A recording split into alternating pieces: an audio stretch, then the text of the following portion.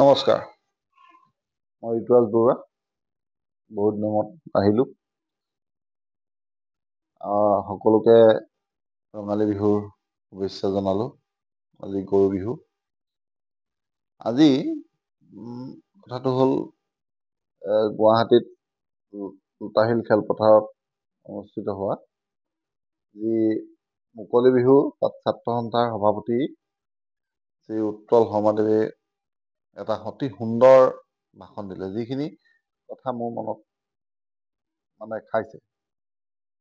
প্ৰকৃততে আমি আমাৰ এটা অতি উচ্চ খাপৰ সংস্কৃতি, বিহু সংস্কৃতিটো যিটো সময়ত সেইটো ইউনেস্কো ৱৰ্ল্ড হেৰিটেজ কালচাৰত আমি অন্তৰ্ভুক্ত কৰাৰ বাবে প্ৰচেষ্টা ল'ব লাগে। সেই সময়ত আমি পাতি আছোঁ কি যে অসম ইউনিভাৰ্চিটি, যিখন ইউনিভাৰ্চিটি অসম আন্দোলনৰ ফলত হৈছিলে, শিলচৰত হোৱাৰ বাবে, বেংগলী অধ্যুষিত জেগা, তাত আমাৰ ৰঙালী বিহুটো নাইকিয়া কৰা লেখীয়াকে কোনো বন্ধ নাই, আৰু কিয় বন্ধ নিদিব তাকে লৈ আমি চিন্তিত হৈ আছোঁ। এনেকুৱা কথা। দ্বিতীয়তে তেখেতে আৰু এটা কথা কৈছে, আমাৰ এইখিনি আমি চিঞৰ বাখৰ কৰি আছোঁ, কিন্তু সেই সময়তে নাচনীয়ে খোপাত মাৰিবলৈ যিপাহ কপৌ ফুল লাগে, কপৌ ফুল লোকেলি নাই। এই কলিকতাৰ পৰা আমদানি কৰা হৈছে। প্ৰতিপাহ কপৌ ফুলত 100 টকাকৈ।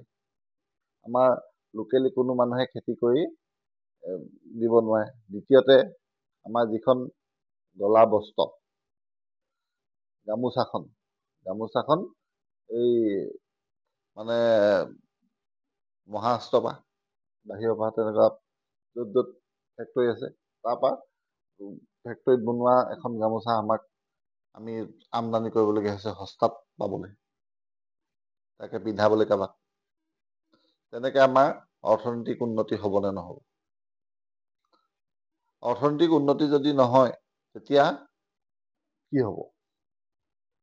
আমাৰ জাতিটো দিনে দিনে এটা হিতাধিকাৰী জাতিলৈ পৰিৱৰ্তন হৈছে নেকি? এইটো ময়ো মাজে মাজে কথাটো ভাবোঁ, আমাৰ জাতিটো হিতাধিকাৰী জাতিলৈ পৰিৱৰ্তন হৈছে নেকি? বিহুৰ দিনাখন এনেকুৱা কথাটো আমাৰ চিন্তা কৰিবলগীয়া এটা বিষয়। কাৰণ বহাগ বিহুটো হৈছে খেতিৰ লগত ভিত্তি কৰা গৰু বিহুৰ দিনাখন আমি খেতি শুভাৰম্ভ কৰাৰ একচুৱেলি বিহু। আৰু খেতি আগতে আমাৰ অসমীয়া জাতিৰ অৰ্থনৈতিক মেৰুদণ্ড আছিলে। এই দিনটোত আমি এই কথাখিনি চিন্তা কৰিব লাগিব। কাৰণ কেইদিনমান আগতে মই এটা বাতৰি ভিডিঅ'ত এটা অডিঅ' বাৰ্তা শুনিছিলোঁ। অডিঅ' বাৰ্তাটোৰ মূল কথাটো হৈছে এনেকুৱা ধৰণৰ। এতিয়া পঞ্চায়তৰ পৰিৱেশ চাৰিওফালে, শাসকীয় দলৰ কোনোবা এজন নেতা কৰ্মী বুলি নিজকে পৰিচয় দিয়া বিৰোধী দলৰ তাকে ৱাৰ্ড মেম্বাৰ উঠা কোনোবা এগৰাকী মহিলালৈ ফোন কৰিছে। ফোন কৰি ভাবুকি দিছে যে আপুনি সেইটো দলৰ পৰা কিয় উঠিব? আপোনাৰ উঠাৰ কাৰণে আপোনাক অৰুণোদয় কাটি দিয়া হ'ব।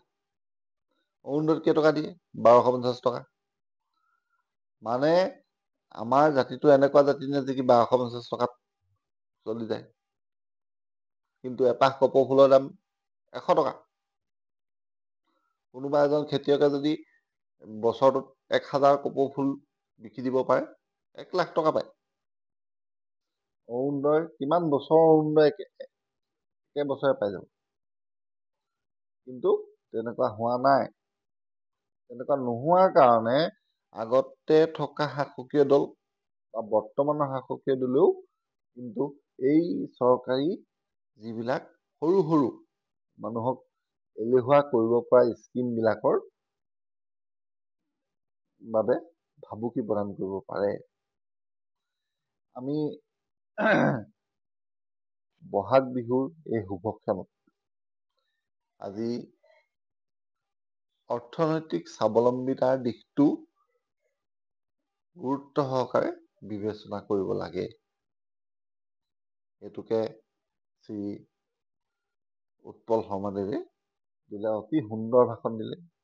আমি ইয়াত কিয়দাংশ শ্ৰী উৎপল শৰ্মাৰ ভাষণ সন্নিৱিষ্ট কৰিবলৈ ভিডিঅ'টো ব্যক্ত কৰিম। ধন্যবাদ।